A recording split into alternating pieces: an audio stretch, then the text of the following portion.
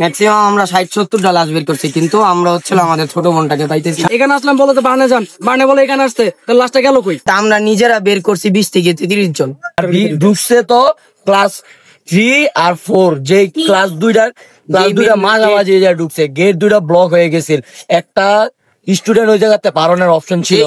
এরপরে আমরা নিজেরাই অনেক উদ্ধার করছি, উদ্ধার করে আমরা সবারই পাঠাইছি।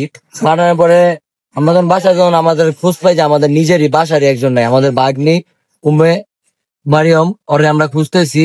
তো আমরা ফার্স্টে বাংলাদেশ মেডিকেল যাই, ওই জায়গা থেকে আমাদের বলা হয় যে বাংলাদেশ মেডিকেল না, তোমরা কুয়েত মসজিদ যাও, বা কুয়েত মসজিদ গেছি, কুয়েত মসজিদ বলে কর্মীটলা যাও, কর্মীটলায় গেছি, কর্মীটলাতে বলতেছে তোমরা সিএমএ যাও, সিএমএ গেছি, সিএমএ আমাদের তো ইয়াদি পাড়ি দিতেছে না, ওই ভিতর ঢুকা নিষেধ।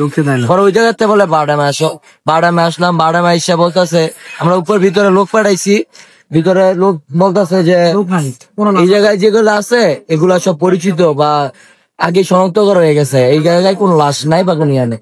তো ওই জায়গাতে আমরা আবার আসি বলতে যে বাংলাদেশ মেডিকেলের ইয়াতে, ঢাকা মেডিকেলের ইমার্জেন্সিতে, ঢাকা মেডিকেল ইমার্জেন্সি আসি, শুধু একটা লাশের এন্ট্রি করা আছে জুনাইদ, আর কোন লাশ, আজকে সারাদিন এত লাশ আসলো কিন্তু এই জায়গায় শুধু একটা লাশ আসছে, আর ওই একটা এন্ট্রি করা আছে, আর কোনো এন্ট্রি করা নাই। কিন্তু আশেপাশে মানুষ বলতেছে যে বিকাল থেকে এই জায়গায় অনেক লাশ আসছে, কিন্তু মানুষও আছে, এই জায়গায় কোনো এন্ট্রি নাই, কোনো রেজিস্ট্রেশন করা নাই। তাহলে ওই লাশ গুলো গেল কই? আর যে আমাদের যে বাগনি গায়েব, সে কই?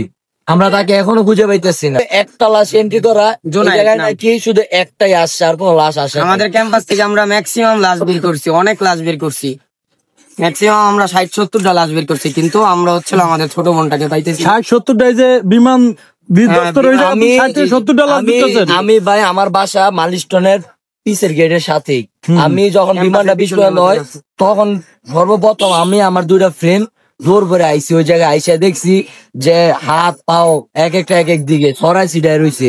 আমরা নিজের হাতে 20টার উপরে লাশ ভিতরে আমরা নিজের হাতে বাইর করছি। যখন সেনাবাহিনী নৌবাহিনীর হেলিকপ্টার গেল, হেলিকপ্টার বইরে বইরে আমরা লাশ পাঠাইছি। ওই লাশগুলা কোথায় ভাই? ওই লাশগুলা কোথায়? ওই লাশগুলোও নাই, আমাদের ভাগ্নিও নাই, কোনো জায়গায় খোঁজও দিতে পারতেছে না, তারা জানেও না। তাহলে আপনি কি অবস্থা দেখেছিলেন লাশগুলো? লাশগুলা যেইভাবে বইসা ছিল সেইভাবে ওরা মারা গেছে। একজনের হাত আছে, একজনের পা আছে, একজনের শরীরের পুরো বডি গেছে, একজনের মুখ গেছে। আমরা বিমান যখন নামার সাথে সাথে 3টা ছেলে মেয়ে নিচে ছিল, ওই 3টারে একদম পিসা পরে রাস্তার সাথে ওইগুলোও নাই, ওইগুলোও নাই। এখানে আরেকটা কথা আছে, আপনার সিএম এসে গেলে বলে বার্ন ইউনিট আসতে, বার্ন ইউনিট আসলে যখন তখন বলে আবার ঢাকা মেডিকেল, আবার ঢাকা মেডিকেল তো বলে বার্ডেনে যান। আমরা কি ঘুরবো? বাদ দেই নেই যে আসি নাই, আমরা কি ঘুরবোই? কোন হসপিটালে লাশ আছে নাই, আবার বলতেছে এই হসপিটাল থেকে না ওই হসপিটাল আছে, ওই হসপিটাল বলে আবার এই হসপিটাল না। এখানে আসলাম বলে তো বার্নে যান, বার্নে বলে এখানে আসতে, তার লাশটা গেল কই? আমরা নিজের লাশগুলো গেল কই? লাশ আছে কিনা জীবিত আছে আমাদের তো একবার বলবে না, জীবিত এটা তো এইবার আমাদের একটা বলে দেখ যে ভাই জীবিত আছে, তাইলে আমরা একটা শান্তি পাই। বা মারা গেছে আমাদের বলে দেখ, মারা গেলে আমাদের লাশটা আমাদের বুঝাই দেখ, আমরা ফ্যামিলির কাছে নিয়ে যাই। তারা তো আমাদের লাশটাও বুঝাই দিতেছে না, আমাদের কিছু বলতেছে না, আমাদের হয়রানি করতেছে। মানে দুপুর থেকে এখন রাত 12টা বাজে, মানে 12 ঘন্টা অলরেডি 12 ঘন্টা হয়ে গেছে, অলরেডি 12 ঘন্টা হয়েছে, আমরা আমাদের ছোট বোনকে পাচ্ছি না। আমরা এই জায়গায় অপেক্ষা করতেছি। ওর নাম কি বললেন?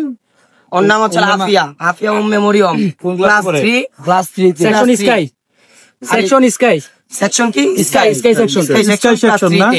তো আপনি এই অবস্থা দেখছেন। আচ্ছা, বিমানটা কিভাবে, মানে ওটা কি বিল্ডিং এর ভিতরে ঢুকে গেছে? বিল্ডিং এর সোজা বিল্ডিং এর আমাদের ক্যাম্পাসে বিল্ডিং এর সামনে একটা ইয়া ছিল, ওইটা বাড়ি খেয়ে পরে বিল্ডিং এর ভিতরে আর ঢুকছে তো ক্লাস 3 আর 4, যে ক্লাস দুইটা মাঝামাঝি ঢুকছে, গেট দুইটা ব্লক হয়ে গেছিল, একটা স্টুডেন্ট ওই জায়গাতে পারনের অপশন ছিল, গেট দিয়ে আমাদের যেখান থেকে বের হবে সেটাই ওইটাই ব্লক ছিল। ওই ক্লাস 3, 4, 5 এই সবগুলার স্টুডেন্ট, বেশিরভাগ স্টুডেন্ট ওই জায়গায় স্পট ডেড হয়েছে, কিন্তু এইগুলা আমাদেরকে এখনো জানানো হইতেছে।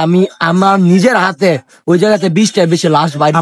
মনে হচ্ছে আনুমানিক কয়টা হতে পারে? আনুমানিক 150 প্লাস। হিসাব ছাড়া আমাদের এক একটা রুমের ভিতরে, ক্লাসরুমের ভিতরে আমাদের স্টুডেন্ট আছে হচ্ছিল 2 থেকে 250 জন। 2 থেকে 250 জন আমাদের ক্যাম্পাসে স্টুডেন্টরা আছে, যে ক্লাসে যারা আছিল। তার ভিতরে আমাদের জাস্ট খালি জানানো গেছে যে 19 থেকে 20 জন মারা গেছে। কিন্তু আমরা নিজেরা বের করছি 20 থেকে 30 জন।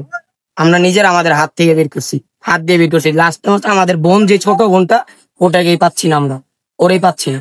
যখন আমরা যেই জায়গায় আমাদের কোনো জায়গায় আমরা পাচ্ছি না। আমাদের মাইলস্টোনে যে ক্লাস ক্যাপ্টেন, ওই ক্যাপ্টেনে যখন যমুনা টিভি নিউজ করতেছিল, যমুনা টিভি নিউজ করতেছিল, তো ক্যাপ্টেনকে জিজ্ঞানো হয়েছে যে কয়জন মারা যেতে পারে। তো ক্যাপ্টেন বলছে যে এখন আপাতত আমরা যে দেখছি 60 জন প্লাস হইতে পারে। তখন সেনাবাহিনী আইসা আমাদের মাইলস্টোনে যত স্টুডেন্ট ছিল সবাইকে তুমুলভাবে পিটাইছে। সবাইকে বাইর করে দিছে। ওনারা কেন বাইর করলো?